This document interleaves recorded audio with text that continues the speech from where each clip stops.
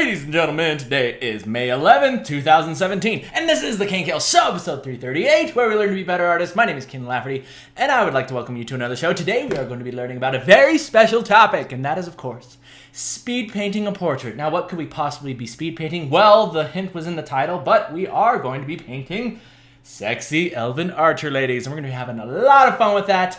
And yeah, we're gonna jump right into it today, because last week I accidentally forgot the lovely lane. Don't worry, I'm going to be posting it at the end. But I realized something. I was like, you know what? Actually, I like the efficiency of like just jumping straight into a tutorial. So we're gonna try it a couple times, see how we like it, and then yeah, let me know how you guys feel about it in the comments. But without further ado, let's just go ahead and jump right into it, because we ain't doing time lapses anymore. That's the thing of the past. We don't stall anymore. We get right to drawing. So let's go ahead and do that. So originally, this was one of my patrons' characters who have been a long-time supporter. And I said, hey, for supporting for so long, I would like to draw one of your characters. So Megan sent me over her D&D character. And that's what we're going to be drawing today. We're going to be specifically talking about speed painting a portrait. So ideally, what we're going to be doing over the course of this next hour, we're going to see if we can paint in, basically do an entire portrait. So let's go ahead and just get started on that. Now, one of my favorite things on the show to do is to tell you about you guys want to know what I'm thinking, right? You want to know about my process and all of the problems, and you're going to see a ton of mistakes today. But that is okay, okay? But yeah, I'm going to do my best to explain what I'm thinking, as well as give you some interesting conversation to keep you entertained while I am secretly educating you, okay? So let's go ahead and get started. So the first thing you'll notice is, hey, circle and chin shape. Where have you seen that before? Well, of course, I'm always pointing you guys back to the Back to Basics episode, and just in case this is your first time ever seeing this show, you can go ahead and take a look at the Back to Basics thing right there. I'm always pointing you guys back to that, because I think that's one of the most important, it's one of the most important tutorials that I've ever taught. And mostly because it's simple, yet it's something that a lot of people forget about when they're drawing faces. And I'm example one, because I always used to draw faces just kind of trying to wing it all the time, right? Trying to wing it. And eventually I got tired of that, because my faces, probably one of the biggest things that made me want to get better at drawing faces was being consistent. And unfortunately, when you draw faces and characters in general without measurement lines, you are kind of leaving it up to chance and hoping that things are going to work out for you, okay? But that's not a good thing to do. It's not a good thing to do, as we have learned. So let's go ahead and just get a general idea for what we want this character to look like. I think we're going to keep this pretty simple. Maybe we'll have her, I mean, we're not going to see the bottom of her body or anything. We want to keep this very simple. And you'll notice that I drew off a head, which is one of the main rules that I tell you guys never to break, unless you're doing this type of a portrait, because you're not relying on the entire body, you're not relying on a dynamic pose, but rather, you're just focusing on a face. So let's go ahead and just do something like that. And I'm going to draw in a quick little frame of, you know, how we would maybe want to frame this. Ideally, I want to have this set up for a square. Oh wait, I should do this on a separate layer, so that way we can move it around. That would be really smart. I'm going to set this up in a square formatting, so that way it'll look good on Instagram. Hey, isn't that awesome? See, I'm hip with the times. I know what's going on. Kind of. Well, whatever. Good enough. Close enough. Okay. So this show is already so awkward. Okay, but let's continue. This is normally where I'd shut off the camera and start over again, but no, not today. Not on today's KNKL show. We are doing everything. No matter how crappy our jokes are, we're continuing, because you know what? You guys deserve to see everything. You guys deserve to see everything. So now that we've got the general idea for how we want to format the piece, let's go ahead and just hit Control J, because we've got something that we kind of like. And let's continue with that. You notice I darkened the lines. Why did I do that? Reasons unknown, but also just because I like to start my sketches out pretty light. Now what I'm doing up here, what I'm going to be doing next, is I'm taking a look at the proportions of the character. I'm going to illustrate this just so it's very clear. So this is what I am doing with my mind. I'm projecting these measurements onto this character, and I'm saying, okay, where's the circle in the chin shape that basically describes this character? Okay, well that would be right around there. Now where's the measurement line? Let's draw some measurement lines. Okay, so on the lower half of the circle, and And I'm going to go ahead and translate this over here. So there's our circle. So we know that the eyes are fairly low. The eyes are probably going to exist kind of in this area. Okay, the nose tends to, looks like it goes a little bit lower than our circle, but also the character's head is turned down just slightly, so we need to also keep that in mind. And the ears are coming right off of right there. So it looks like everything's pretty good. This is just what I'm imagining in my mind as I go into this next step. So let's go ahead and do that. Let's do that real time. Real time. I'm going to erase this a little bit because I still want to get those, I don't want to lose the details. And I can turn that on and off. Don't worry, Megan, I didn't draw over your beautiful lady. I would never think to do such a thing. This is stolen. Stolen by permission, as I like to say. Okay, so let's go ahead and draw in that ear. And what I want you guys to notice right off the bat is that the key here, the absolute most important thing that you can do here is to be drawing loosely. Get loosey-goosey with your wrist. And I want you to be laying down lines with confidence. Confidence, people. And you want to know why we have confidence? Because we have the magic tool of Control-J. And that basically duplicates our layers. So that way, we can just hit Control-J. And then we can do some crazy stuff like, let's say, oh, okay, we want to give her clown hair, right? So we do this big old puffball, right, like this. But then halfway we realize, oh no, she's not supposed to have clown hair. She's not supposed to look like a clown. Not supposed to look like Ronald McDonald. But you know what? We hit Control-J and we can just go back, right? Think of it as our save state, ladies and gentlemen. Save states. We're playing a video game right now, and every time you hit Control-J, you are assisting yourself with a tool to go back in time and try it again. Try it over again. By the way, I'm totally going to leave that there for the people who want to download it later on Patreon. The awesome clown hair version. So let's go ahead and just sketch this stuff in. Oh yeah, and the other thing that I want to focus on today, guys, is I'm not going to refine. I'm not going to refine my lines that much. I'm going to leave them very sketchy because I want to get into colors really early on this. And I want the refinement of the face to really come into play when we start coloring, which is interesting. Normally we try to refine our lines and get our character looking good, looking real good at the beginning here. And that is done by, okay, so we have like kind of these sketchy lines. Then we want to go in there and kind of like begin sculpting, right? Sculpting things into place, refining those lines. But today, I want to keep that to a minimum. I want to keep that to a minimum because this is a speed paint. Gosh dang it. And we are going to speed paint this shiz. So let's go ahead and do that.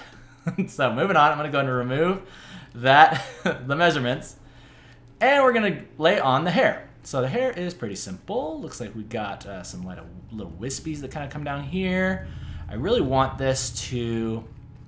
another reason why I'm not going to refine it is because oftentimes, you guys have heard me say this before, but oftentimes I draw a character's face, right? I'll draw a character's face, and then I'm all the time trying to capture the same feeling that's in the face into the painting stage.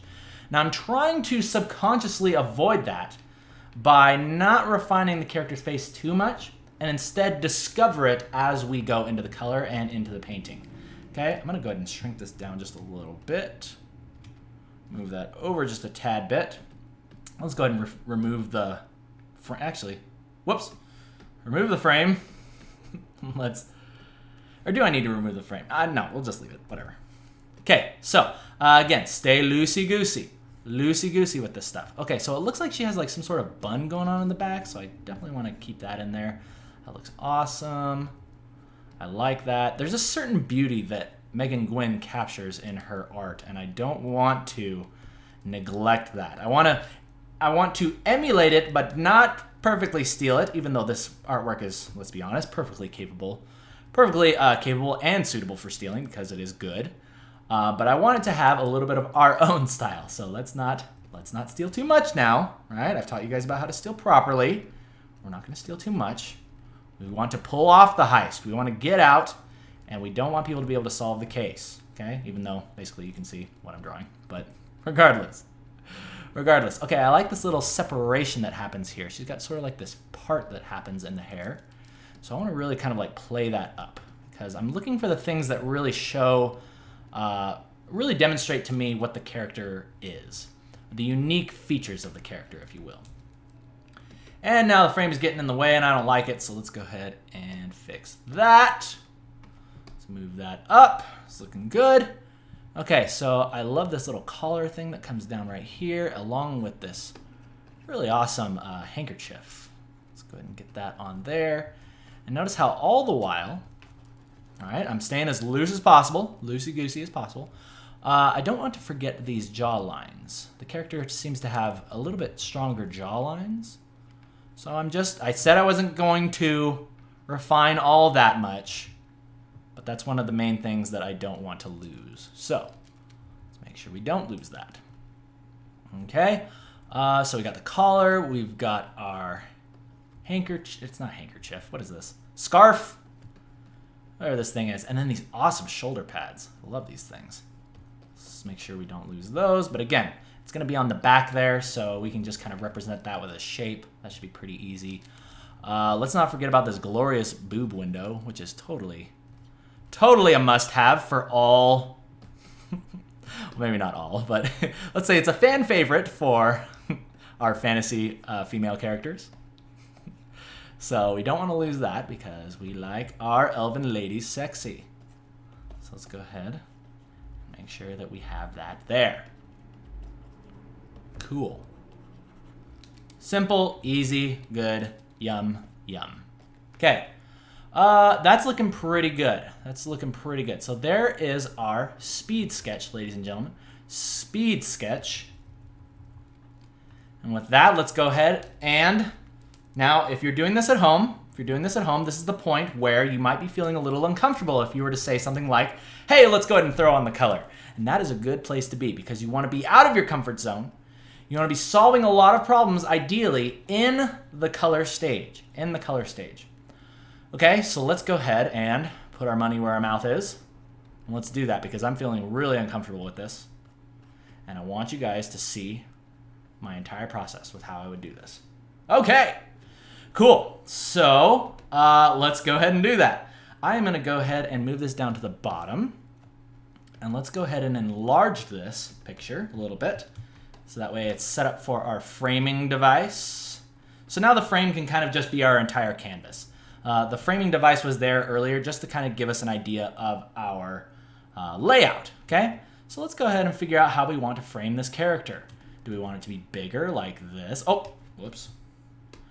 Do we want it to be bigger like this, or do we want it to be a little bit smaller to show more detail of the body?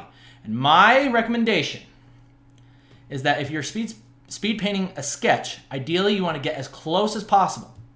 As close as possible, because that means you have to put less detail into the actual body. Okay, so let's go ahead and do that. Moving on. So let's go ahead and darken our lines. And since we did those on their own layer, let's go ahead and fill it with, I usually like to default to like a dark purplish red because it just automatically adds a little bit of life to the lines, as I've taught you guys before. And let's go ahead and select a background color. This is going to come in handy later on. So let's go ahead and choose something like this, kind of mid-tone, bluish, yeah, maybe something like that. Let's go ahead and do that. Looks good, ladies and gentlemen. Now, the next thing that I want you guys to do, this is just a general idea. Take it for what it's worth. Here's how I like to set up my drawings, my backgrounds. Very simple backgrounds for speed painting. I like to choose a background color, and in this case, it is a cool blue. And then I like to create a new layer, right? You can see down here, layer 5. Then go to your gradient tool, which is over here on the left. Select that and go to your gradients. Now, if you don't have something like this, which basically it's a color fading into nothing, then create one. And what I want you to do is select that. I don't know if those instructions are too vague, but regardless, make sure the gradient fades to nothing. Create a new layer, and then grab your gradient, and then create a little bit of a lighting from the bottom. Now this is going to be our reflected light, something that it's our atmosphere light. And this is going to mix with all the colors of our character, and it's going to be very important as we go about laying on the flats, okay? So right, just like that, we're getting right into the flats. So let's go ahead and get started. So here is the thought process that I want you guys to go through. And that is, so we have our character over here, which is colored with local colors. Local colors. Now, what is that? Okay, it's a fancy way of saying the real color, as if a white light was shine on the character, and that is what you call local color. But we are not going to be concerning ourselves with local color just yet. but we are going to be thinking about there is no light on this character except for the ambient light. The ambient light. And what is the ambient light? The ambient light is back here. It's the cool color. So you want to think about two things. So let's take the skin, for example. This is going to be the most important one that we do right off the bat. So the skin is this color as the local color. Now what happens when you take light off of skin? Well, first thing that it does is it's going to darken, okay? Everybody saw that coming, right? But then it's also going to move towards blue. There's blue in the background, and that's going to begin mixing with our skin tone. Okay, so it's going to darken, desaturate maybe a little bit, but most importantly, you want to hue shift towards blue. So you're going to end up with something like this. Now this is going to look a little bit weird putting it on the character at first, but just stay with me for a moment. Stay with me. Don't click off the video. Don't go anywhere just yet. Okay, we're just getting started. Let's go ahead and lay out our colors. Okay, so what I'm going to recommend that you guys do is for each material, and in this case the skin, just create a new layer. Let's go ahead and lay in our skin color, and this is going to be our dark purple. Oh, isn't that nice? I'm going to go ahead and choose this one. Now you notice that I'm working with my chalk brush. Now the reason that I'm doing this is because, first of all, I like the texture that goes along with it. I feel like it makes the lines just more like organic feeling, more natural feeling, and I love that type of stuff. Let's not forget about the Bubulus Maximus, the most important part of the character. Okay, cool. Yeah, I like that. I like that a lot already. I feel like the neck is maybe a tiny bit thin, but we can fix that. We can fix that in post, as they say in the movies. Now let's go ahead and move on to the next material, which is going to be our hair. Now, based upon our previous exercise, can you tell me, let's go ahead and eyedrop the hair. What's going to happen to this hair? Well, it's going to darken. Oh, isn't that nice? But it's also going to hue shift more towards blue. So now the hair is going to be more like this color. So let's go ahead and lay that on. Hair color coming in. In fact, I think I want to push it even more towards blue. And the way that you do that is you're going to saturate. Saturate, which is a fancy way of saying move to the right. Take the little color picker and move it to the right. So we're going to get something like that. Oh, that is nice. Good. Lay that in there. Again, being a little loosey-goosey with our colors as well. Let's see, where can I put this? You're going to go right there, my lovely lady. I wish I would have known her name, Megan. You didn't supply me with one, so I think I'm just going to have to leave it up to the audience to figure that one out. Or you could just type in the comment what her name is, and then everyone will be enlightened, and we can rest easy tonight. But regardless. Okay, we've got the hair color on there. Let's go ahead and move on to the armor. Armor, we got this brown. So, what color does brown turn when you add blue to it? Well, brown is just dark orange, and blue is the complement of orange. So, by that, with us, those of us with proper color wheel knowledge know that those are opposites, and when you mix opposite colors, they neutralize each other. So, our brown armor is going to move to the left. It is going to neutralize, and it could probably move a little bit more towards purple, right? Maybe a little bit more towards purple, but all in all, it's probably going to look something like this. And let's go ahead and lay that on there, ladies and gentlemen. I could probably look a little bit more red. Maybe something like that. Yeah, there we go. There we go. When in doubt, add a little bit more color to it. And it's really fun because once you start thinking in terms of relative color, in fact, I have a whole nother tutorial that goes into this. If you want a more in-depth thing, in-depth tutorial. We went into this a long time ago when I was creating the Mika painting. And you can go back and take a look at that here. That's where we talk a lot more about this stuff in depth. This is just more of a summary. But in general, I think you guys get where I'm coming from. You guys are getting it. So there we go. We've got our armor done. Let's go ahead and get that green on there. Green is easy because we're just going to move towards that blue. That looks pretty good. Let's just go ahead and lay that green on there. And this is going to come in really handy in about 2 seconds, people, because we are going to begin coloring or laying our lights on, and it is going to be amazing. You are going to love me after watching this tutorial because you're going to paint all your characters like this. I guarantee you. Guarantee you. Gone are the days of you trying to figure out what colors and what color the light should be and what color the shadows should be, because this technique takes care of all of that. So I'm going to go ahead and darken this, and we're going to move that a little bit more towards that color. There we go. This should be, I don't know what we would call this, light armor. Light armor, why not? Let's go ahead and lay that on there. Boom. Done, done, done, and done. Let's go ahead and lay that there. I'll just go ahead and color that there. I know it's like a metallic ring, but we'll get to that in just a moment. Okay, go back to the skin. Now at this point, you should be able to start seeing what I'm talking about. Now that all the colors are mixing together, do you see how this feels like a character that doesn't have a white light shown on them, but rather it is being affected just by the ambient lights? Okay, now here's really what's going to seal the deal, is we're going to take our blue. The blue is going to mix with the white of the eyes, so technically your whites are now blue. Okay, so take a look at that. Oh, isn't that awesome? Beautiful, beautiful. I always feel like the character really pops once I color in the eyes like that. And what color are her irises? Oh, they're kind of a blue. Oh, cool. Hey, that's awesome. That's gonna come in handy because we can have blue. Maybe they can glow a tiny bit. In fact, I think I remember Megan talking about this character having arcane powers. So let's go ahead and have the eyes glowing ever so slightly, like she's about ready to level up. About ready to level up, people. Speaking of leveling up, we've got that ready to go, and we're ready to start laying on the lights. Laying on the lights. So what we're going to do is we're going to pick our soft brush. Everyone should have the soft brush. It's a default brush that comes with Photoshop. Normally I hate all the default brushes, but this one in this case is pretty dang good.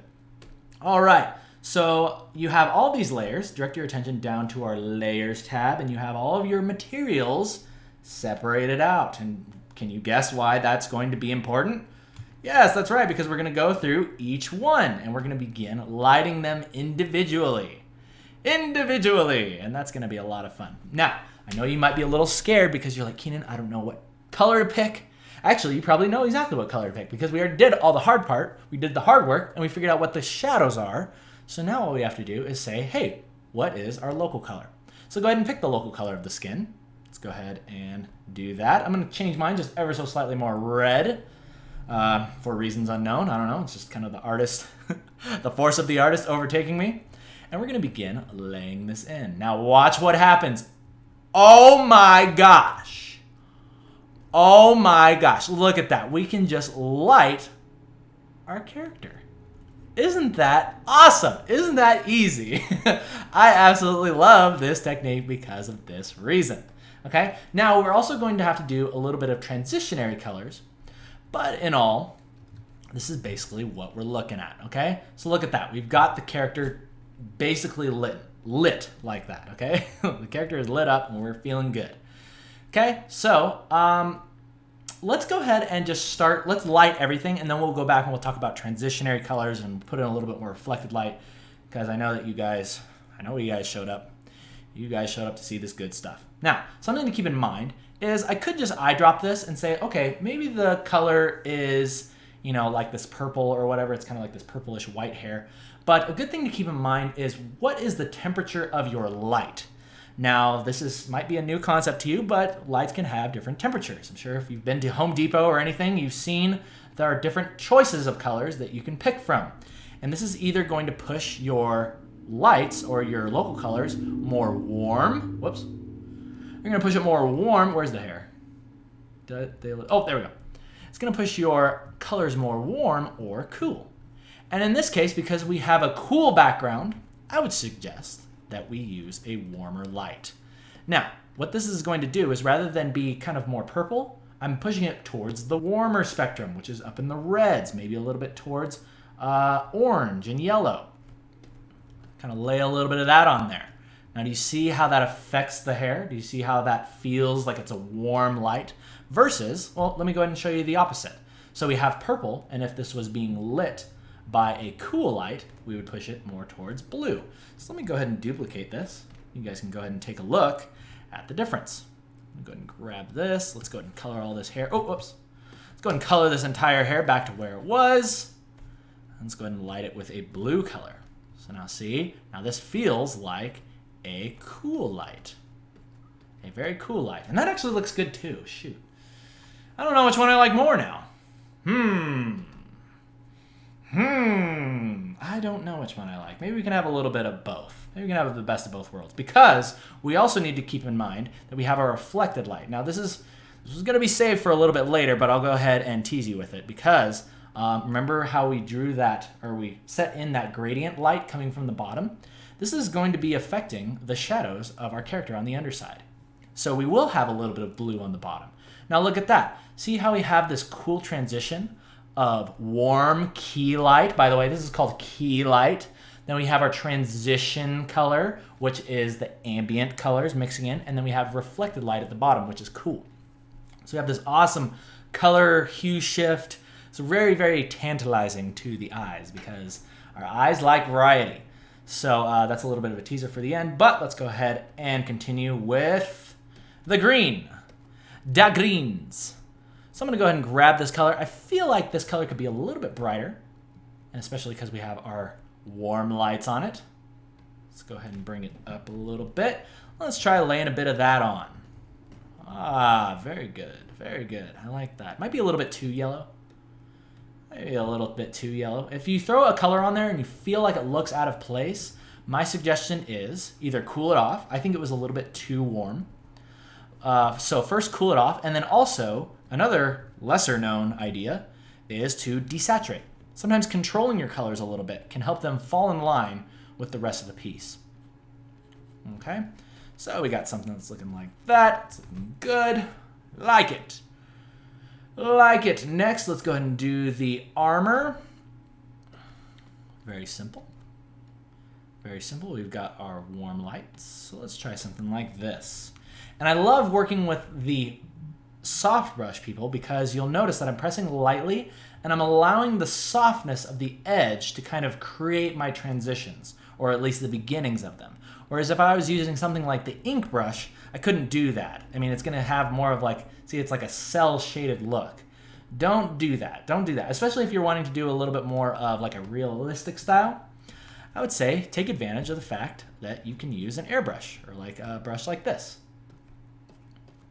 Let's see, look at that. Oh, that's nice. That's very nice. Light armor, let's go and lay that on, and let's just begin refining our colors. Refining. Okay, and that's going to be a fun one too. Okay, so we got some lightness there, lightness there, lightness there. There we go. Now, another thing that I kind of failed to point out, but it should be obvious by now, is before you start lighting your character, you also need to know where the light source is, okay? And you can tell now that it's coming from the top right. It's a little bit more kind of more in front of us. You get what I'm saying? It's more head-on, kind of facing directly at the character, pointing downward. But make sure that you are being consistent. Consistent, ladies and gentlemen. That is important. Probably the most important thing. And let's go ahead and... we got to do the eyes. We almost forgot about the eyes. Where is it? Please tell me I labeled this. Oh, it's white. White. Okay. So the eyes will be taking up a little bit of that light here. Now, but we know because the light is coming from the top, what did we learn? The light is coming from the top, so we want to make sure that we're being consistent. And we know that the eyelids cast a little bit of a shadow onto the whites of the eyes. So we're not going to paint the entire eye white, but rather leave a little bit of the top still in shadow. Still in shadow, and that's going to give us a nice look. Okay, cool. I'm liking this. So this is what you call a good start, ladies and gentlemen. Let's go ahead and color our lines a little bit more bright. Let's go ahead and color them a little bit more reddish. Let's just try this. Let's try this. We'll lighten them up a little bit. They're looking a little bit dark. It's a little bit too light. So let's go ahead and go into our lightness adjuster. Let's find something that we like. You saturate it a little bit. Just to kind of give us a good idea of what we're going for. Using those sliders, getting to a good point where the lines are softened, but eventually know that we're going to be painting over these, okay? So I'm just kind of adjusting it a little by little so we can get to a point that we like, okay? So this is looking pretty dang good. But now we need to start adding more detail to our colors. Think of it as we're creating our color palette. So that way we are ready to go for the painting stage. Okay, so I'm gonna start speeding up just a little bit here. because I want to make sure that we get to the good juicy bits, which is our overpainting stage. So I'm going to go through here. I'm going to start adding some more intense lights. Now these are areas where the light is going to be picked up majorly. Majorly, and that is the tops of the cheeks, all those planes that are facing upwards, right? But then more importantly, and see, look, I love to do this, where I take the brush and I kind of just lightly fill in the face, right? See how there's that harsh shadow right there? Just kind of fill that in a little bit. You don't need to worry about necessarily picking the right color just yet. Just go ahead and fill in and soften the face, okay? Now, second thing, I'm going to take a little bit of this reflected light because now we're beginning to refine things. I'm going to start adding a little bit of reflected light into the skin as well. These are going to appear on all the bottom planes. So say under the nose, maybe a little bit on the ears, a little bit under the chin, whoops, a little bit under the jawline, and then you can take the shadow layer, kind of do that. Okay, so we're looking good there. However, we need to be considering subsurface scattering. I know you thought I was going to forget about that, didn't you? No, I never forget. Well, sometimes I forget, but not today. Not today. We're going to talk about subsurface scattering, ladies and gentlemen, and that is a fancy way of saying on your transitions, you want to start adding in reds to the skin, and this is going to make it look, oh my gosh, look at that, right before your eyes, the skin is coming to life. Now, why does this happen? Okay, you might look at this and you're like, okay, well, that's great, Keenan, but why the heck is that?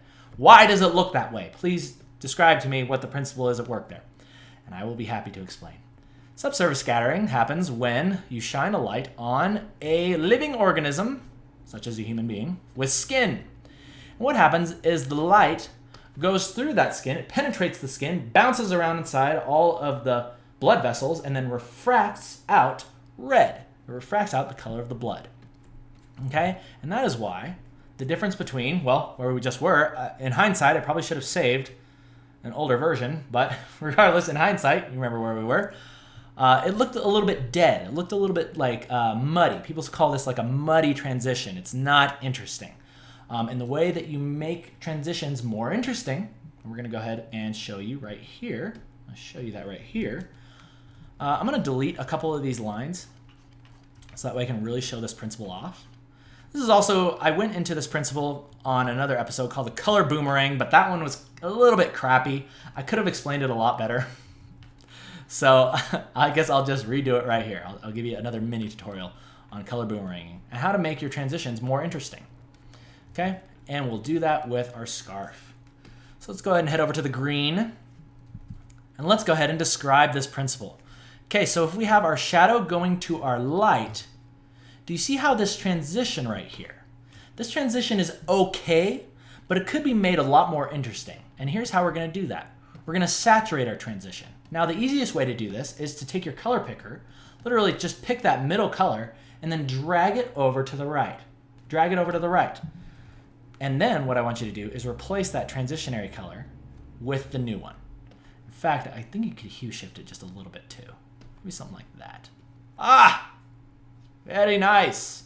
Add a little bit of that into your picture, and do you notice now your transitions are much more pleasing to look at. They're much more interesting to look at because you have that little bit of flavor added in there.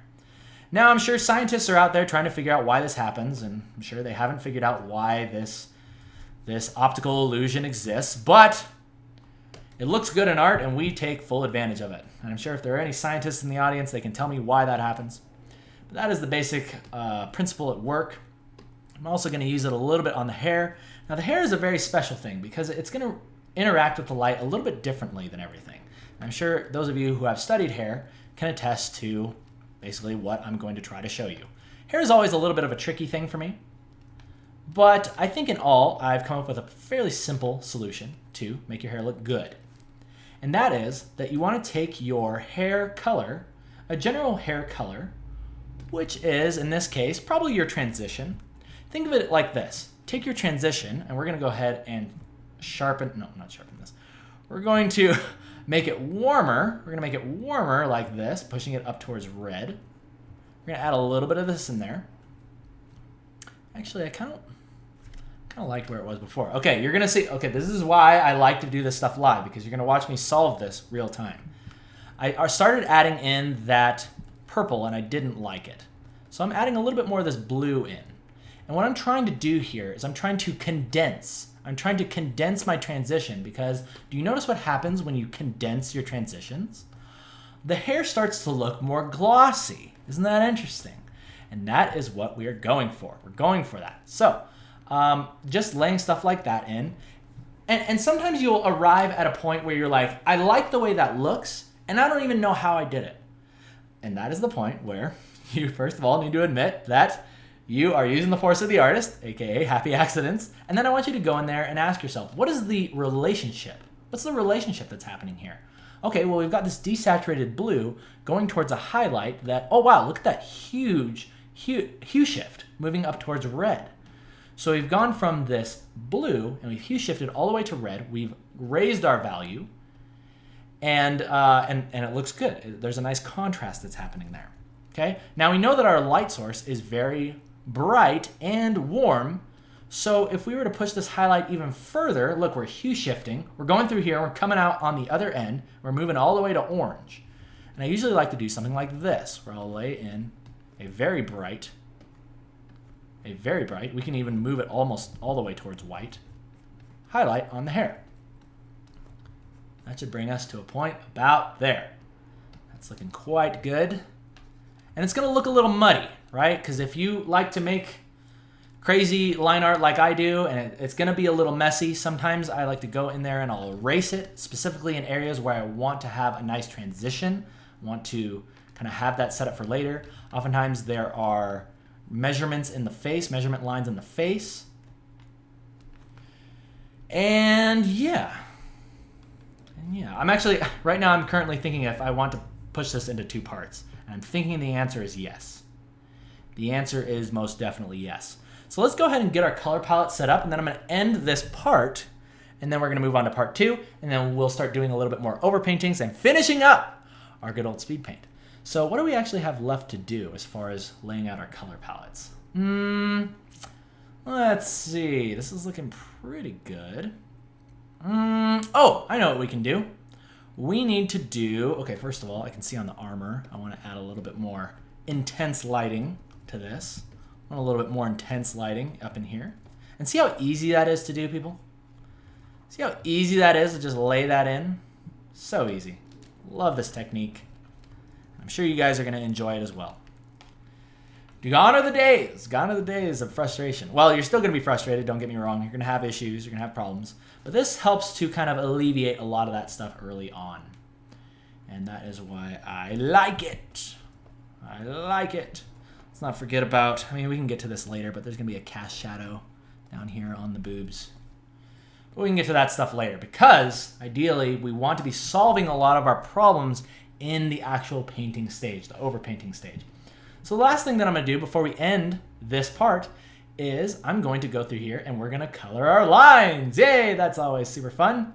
So let's go ahead and lock our layer, go to our lines layer, which is so handily not named.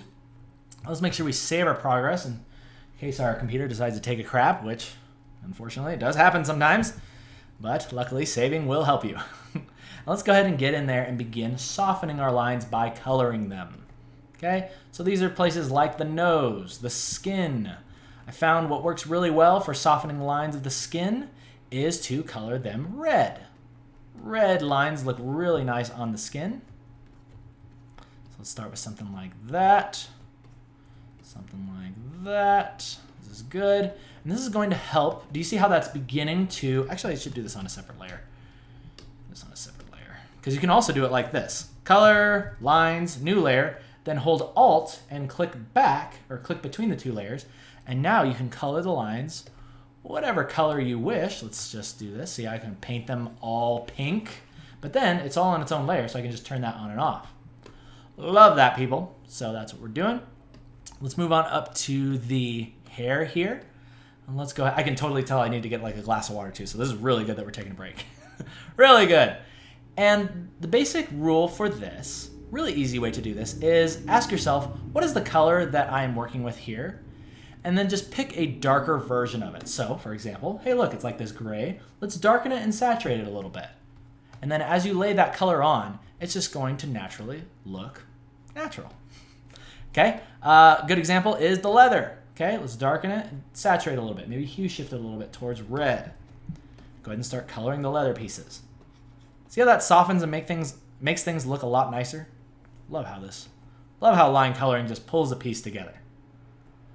Love how that works. Same thing with the green. Let's go ahead and lay a bit of green on there. That looks a little bit too saturated. I want to push it a little bit more towards blue. Ah, much better. Much better. And don't be afraid to have, like, I don't want you guys to go overboard with this, because there should be some areas of high contrast, also known as dark lines. And these are going to be the areas like the shadows. So make sure there's a little bit of that in there to work with. A little bit of that in there to work with, because you don't want your entire picture to look washed out. You don't want it to look washed out. That's not good. No good. Not good. Cool. Yeah. Yeah, I'm liking that. Alrighty, people. So I'm feeling pretty dang good about this. And you can go crazy. Sometimes I like to go crazy and like add like little splashes of like heavy color in there. Heavy color on the lines, just to kind of set it apart. It's going to add a little bit of that in there. Whoa. A little bit of that in there. That's a little too saturated. Maybe something like that. A little bit of that in there. See? And now, before your very eyes, your color palette is coming together. And we haven't really even touched the overpainting yet. Yet, you can look at it and say, this feels pleasing to me. I like it. I feel like this is going to be an interesting painting as we take it to the next stage. Now, skin, still a little bit of, I feel like we could add a little bit more life to the skin, particularly in these cheeks. So I want to add just a little bit more of that. Oh, isn't that awesome? Oh, that's too much. Okay, so good example. Look at this. So before, we were right there. Now this is what I want you guys to be thinking about all the time. Subtleties. From this to this, this to this. Do you see how that's changing our character? A little bit goes a long way. Too much, and now you're going a little crazy. Okay? There's also going to be a little bit on the ears. And yeah, use this as your opportunity to experiment with colors. Experiment with colors. You're creating your palette that you're going to be working from. And just like that, ladies and gentlemen, I think we're going to end this part. It's time to move on to part 2, where we'll be wrapping this up. We're going to be moving into paint overs, and we're going to be answering some questions, and of course we'll be doing the lovely lane. Don't worry, I didn't forget about it. But thank you guys for joining me for part 1. Thumbs up if you like it, thumbs down if you don't. I'll see you guys in just a moment. And until then, you guys keep your butts in the seat, because we got a lot of learning to do for this next part, and I'm super excited. So yeah, you guys stay put, and I'll see you in a second.